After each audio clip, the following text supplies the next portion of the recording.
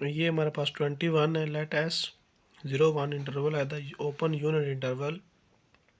And let T be the set of real number in S, कि हमारे पास T जो है वो सेट है जो कि एस में कंटेन करता है और जो रियल नंबर पे एग्जिस्ट करता है, which have an infinite number of the threes in their decimal expansion, के जो टी है उसके एलिमेंट कुछ इस टाइप के हैं कि वो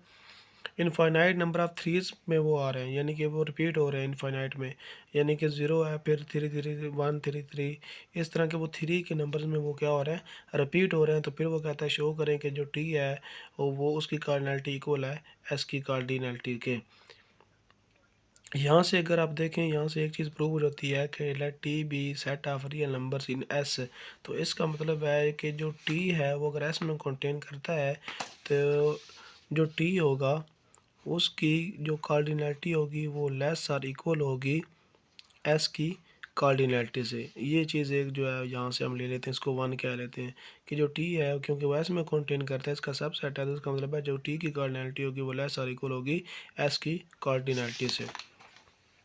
और दूसरी चीज़ को प्रूव करने के लिए कि एस जो है वो टी से, तो यहाँ पे हम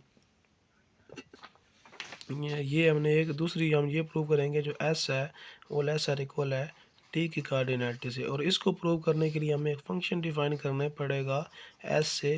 टी में, जिसको हमें 1 to 1 शो करवाना पड़ेगा, और 1 to 1 को हमें पता हम इस तरह लिख सकते हैं। तो दम हम इन दोनों को यूज़ करते हुए हम प्रूव करवा देंगे। तो इसका मतलब है हमें एक फंक्शन एस से टी में लेना है।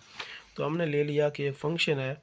Let function S into T be defined by, function इस तरह का डिफाइन है। और हमने पीछे ले लिया कि एक्स जो है वो एस से बिलोंग करता है और इसके एलिमेंट को इस तरह किया 0.D1 D2 यानी डेसिमल फॉर्म किया, क्योंकि ये यूनिट इंटरवल का एक एलिमेंट था। तो फिर जब इस पे फंक्शन डिफाइन करेंगे एस से टी में, वो कुछ इस टाइप होगा 0.D1 3D2 3D3 यानी कि वो थ्री की एक्सपेंशन में होंगे। यहाँ पे उसने बताया था कि इसके नंबर क्या है, थ्रीज इन दियर डेसिमल एक्सपेंशन, यानी इनके जो डेसिमल एक्सपेंशन में थ्रीज नंबर आ रहे हैं। तो वो हमने इस तरह इसको शो करवा दिया कि जब हम इस एस सेट से कोई एलिमेंट चूज़ करेंगे तो हमें टी के ऐसे एलिमेंट मिलेंगे जो कि इन थ्रीज पर मुश्तमिल होंगे।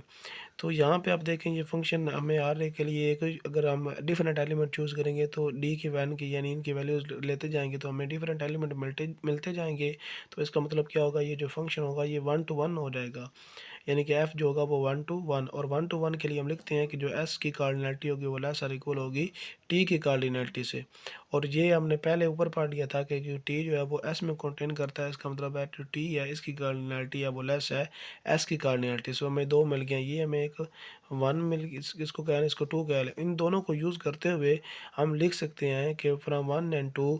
जो टी होगा वो इक्वल हो जाएगा एस के, यानी कि अगर जो है श्रोडिंगर थ्योरम जो है उसके मुताबिक भी अगर टी जो है उसकी कर्नेटी एस से लेस है और एस की कर्नेटी टी से लेस है, तो देन हम लिख सकते हैं कि जो एस है वो इक्वल होगा कार्डिनलिटी ऑफ टी के।